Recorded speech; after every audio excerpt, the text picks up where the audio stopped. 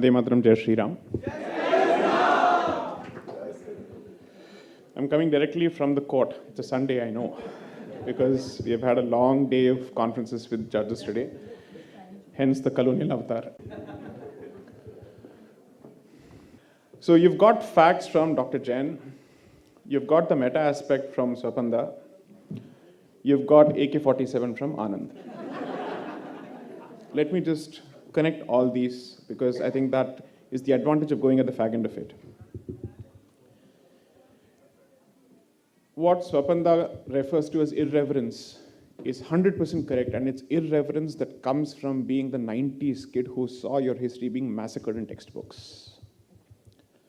Enough is enough effectively captures our sentiment. From there, you go and you try and arm yourself with knowledge so that you're in a position to disseminate it.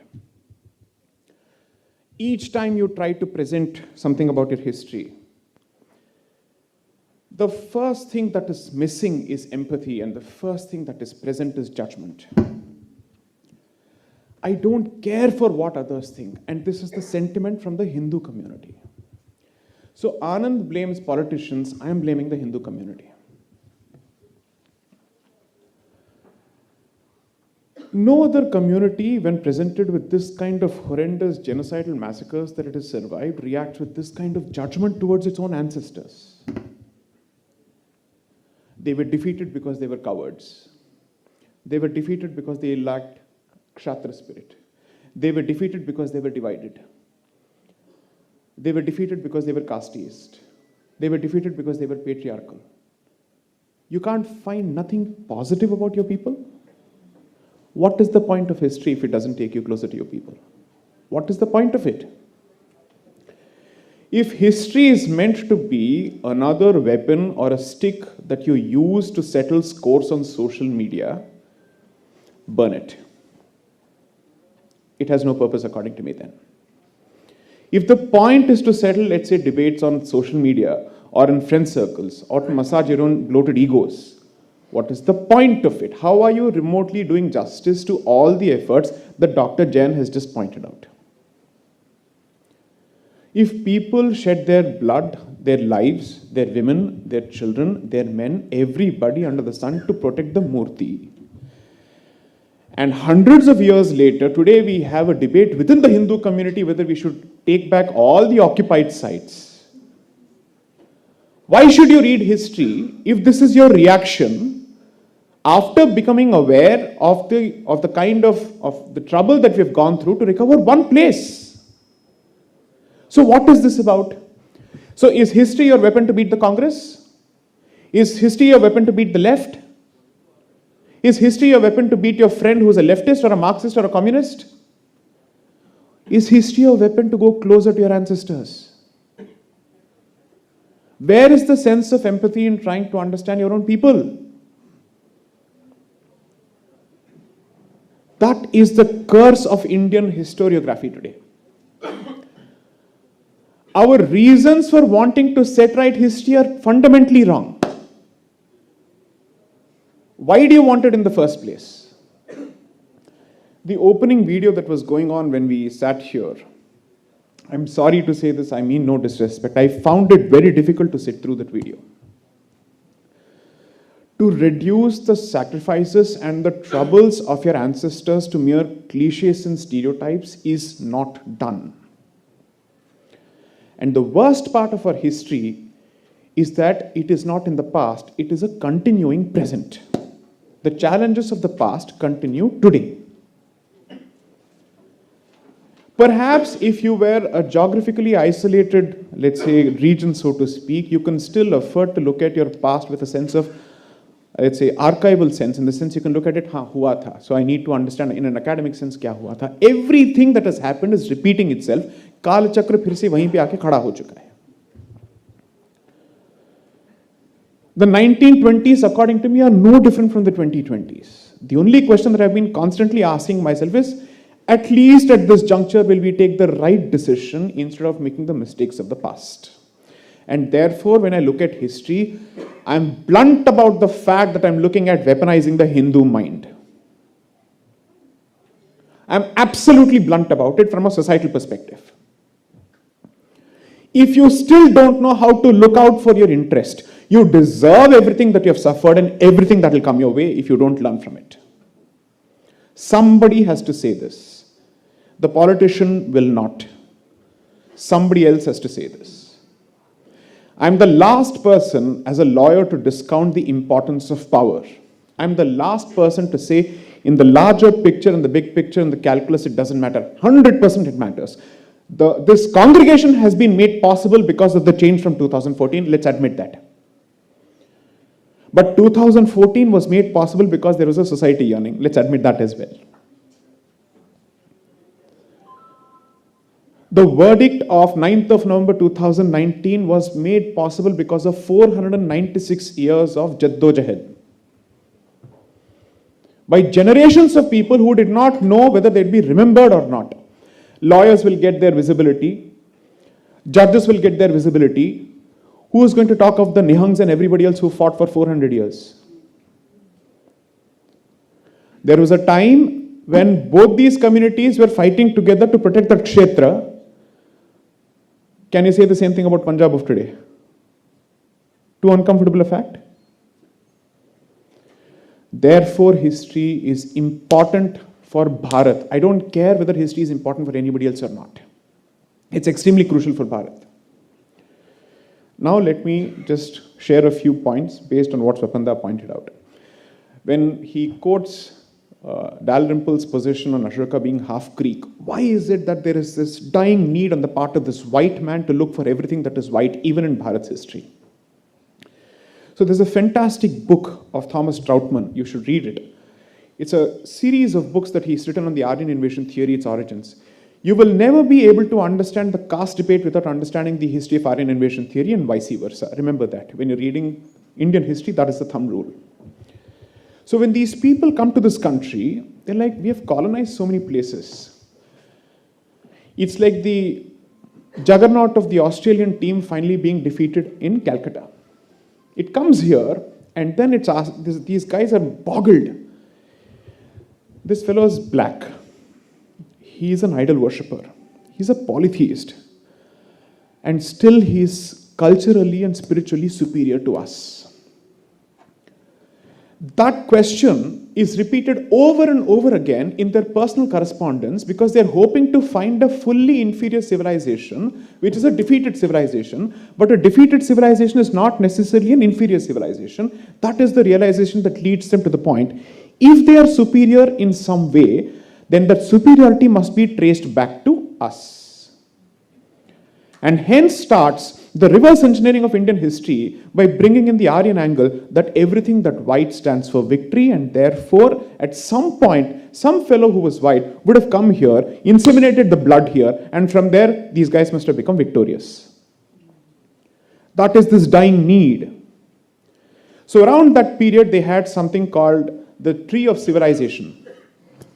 The Tree of Civilization is the mapping of different civilizations based on their superiority and inferiority, which they had mapped for themselves, and who you think would be at the top of that particular pecking order. It has to be the white man. How is this entire thing worked out? Language becomes the basis for understanding somebody's race.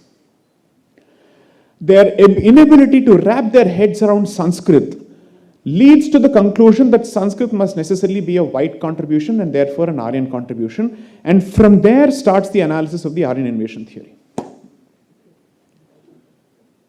We continue to spew this nonsense in today's Dravidinist politics in the South. This is literally, pun intended, the Bible of the Dravidinists. Because this is what they swear by when they push their agenda of Brahmin versus non-Brahmin, therefore Aryan versus non-Aryan and Dravidian, therefore North Indian versus South Indian. I say this, I've said this before. Separatism of Kashmir at least openly wore the Kalashnikov on its sleeve. Dravidianism uses social justice as a weapon, which is much more dangerous than AK-47, not because I have a problem with the concept of social justice, but anti-Hinduism and anti-Bharatiism is packaged in the fantastic label of social justice warriorship.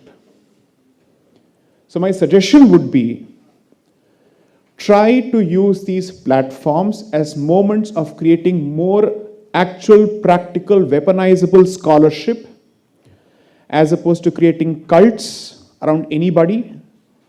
If you're truly a land of seekers, then seek the truth and have the guts to present the truth regardless of who is in power.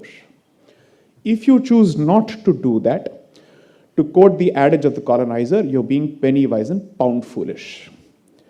And in the long run, forget the long run. In the next 25-year cycle, which is supposed to be the touted Amrit Kal, you will see everything that transpired in 1924 leading to 1947 repeat itself.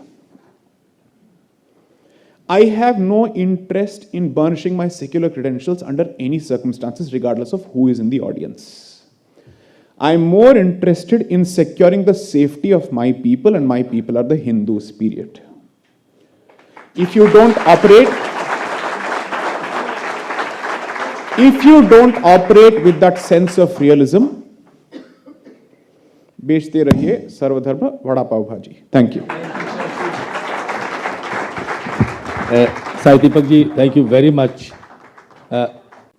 So anyway, I let me open this question with Swapanda, a very short question, because I had a lot of questions from your book, and in one of the places, quoting Radha Kumud Mukherjee, you eulogized the fact that he and others were looking at the ancient legacy of India, because there is a running thread which I call the pain in all of your presentations, which is the legacy of the past and what do we do about it. Each of us have different solutions and interpretations, but traditionally what Shapanda, you have written there, quoting Radhakud Mukherjee, what he thinks about the ancient past, and this is where we need to look at. And what very quickly, let me say what Sai Deepak just mentioned, that there were scholars who always thought that Sanskrit was a gift of the white scholars. There is a lot to say. I can go on speaking for hours and hours. There is evidence of that. But I would like your comment on that. And you have made certain very, very wonderful remarks in your opening remarks. I think what Sai mentioned about Dravidian ideology is very pertinent in this context. Dravidian ideology not only distorts the history of India, it actually nullifies the existence of India itself. And this is not a new trend. It's just something which has been inherited for a long time, right from the time of the British, who couldn't understand how a nation state born on the model of the Treaty of Westphalia could actually be transported into India, which is based on a completely different cultural, civilizational aspect. Radha Kumud Mukherjee was one of the very few early people, early nationalists, who tried to trace the idea of India, you know, this idea of India which we talk about so much these days, to our old Shastric knowledge. That's right. And to a very large extent to our epics. And that text, that lecture which he gave to the University of Mysore in 1924, I think, if I'm not mistaken. Yes, yes. Still remains a classic, and that I believe should be made obligatory reading to a lot of people who talk about the idea of India. Thank you, Shapanda. And just connected to this, Meenakshi ji, you can ask him later. Let me ask you the question that, as I said, all of us are concerned about the narrative which stems from the legacy and how it has been perceived, how it has been mutilated, how it has been presented or appropriated. So this appropriation and rejection is happening constantly in history, and you have given 4 or 5 very important examples. But this narrative of resistance, which Sai Deepak just mentioned, in what way do we intensify intellectually also, particularly here we are concerned with intellectual resistance, Because the reparation is too weak a term now for us to use. How do we do it today, like you have been doing and these two intellectuals are doing? See, that resistance was always there right from the advent of the invaders. And it continued even till the colonial rule and thereafter. What happened was that partition took place along religious lines, but unfortunately or fortunately, many of the people who voted for partition opted to stay in India. So that was a problem that left group of historians, they tried to address that problem by negating that The past. previous 1,000 years and saying there was Ganga Jamuni Tehzeeb and the rulers were all the time trying to accommodate. But how long can you go on fudging the past? I think now the time has come when people are refusing to accept all this that has been taught to them, and people on the ground, they are taking things into their own hands. They don't need validation from anyone. They are doing what they think has to be done. Yeah, I would agree to some extent, but what Sai Deepak just said, that it is those of us who read and interact in public spheres and read in the books and newspapers are, of course, trying to reject in certain sense. And quite rightly, as Sai Deepak said, that no, if you want to fight this war on social media in a way that is being fought, perhaps it is futile. But there is still more. Resistance was always there, but how do we convert it into a path towards victory? I think that resistance, the idea of that resistance was never lost among the common people. And that is there, and they are pushing the narrative forward. They don't need recommendations from people like us. Thank you. And just connecting it to what I wanted to ask and provoke Anand further was that, of course, I want you to, of course, you have quoted which are quotable quotes and powerful quotes, but I want to go back to your book which you have recently published. And in that sense, Sai Deepak and you somehow come together to see what actually we see ourselves as Hindu in India and Hindu civilization. What is it that we need further to do to see that this kind of narrative is much more widespread and intellectually more intense than what we find it today? Thank you, Dada. I made sure that I would not be invited again. Let me make sure that there's an ED raid on me tomorrow. Because the fact of the matter is that I have 99.9% agreed with Sai always. I'm not just saying this because he's my brother. But here I disagree with him. And when he says, when I blame the politicians, the very top, and he blames the Hindu society. Us. No, you have no powers. You're not a politician. No, Hindu. Plus, you're honest, so you can't be a politician. You're just a JNU professor. No, but to come back to this, when Sai says the problem is not about the politician not doing what he's supposed to do, the problem is the Hindu society. He puts the blame on the Hindu society. So I ask him point blank, no one is as aware of what needs to be done to emancipate the Hindus, to remove the discrimination than Jai Sai, then Vishnu Jain, then Hari Jain, then Meenakshi Jain, then so many others. No one. But what has happened in the last 10 years? The society is awakened through these giants. Has the Places of Worship Act been abrogated? Has the Waqf Act been abrogated? Have the Kashmiri Hindus been rehabilitated? Have the Places of Worship Act been abrogated? None of those things have happened. Who is responsible for making those things happen? That is why I believe that you can awaken as much as you want. As much as you want. Ultimately, if the person who is right at the very top is not awakened, nothing is possible. Thank you very much. And that, Shobhanda, yes, we have time, yes. I think this deserves a certain rebuttal. The idea that we are confronted with an insensitive political leadership which is completely unaware of the impulses of the Hindu community is, to my mind, an extremely lopsided argument. Today, the legitimacy of the claims of the Kashmir Kashmiri Pandits have been recognized. Article 370 has been revoked. This didn't happen because society wanted it. This happened because political people took the initiative and did it. The Ram Mandir was built, yes, there was a lot of abeg on the part of people, there were a lot of impulses on the part of people, but the crucial step of ensuring that it was done, the manner it was done, that there was no last minute resistance, was at the behest of the political people. So the contribution of political people may sometimes be inadequate at times, but they are certainly quite important in the transformation of the India and in the awakening of India, of Hindus as we see it. Yeah, well, just a few seconds. 10 seconds. Less than 30 seconds. Yes. Less than, of course. Yeah, not your 30 second, no. I of course, Swapanda, I agree with him. But I would have this to say, and I forgot about the temples being under state control continuing for the last 10 years. But besides that, I think what he makes is a very important point. What I would say is that when things are morally and ethically right, patience is not a virtue. For how long will Hindus wait?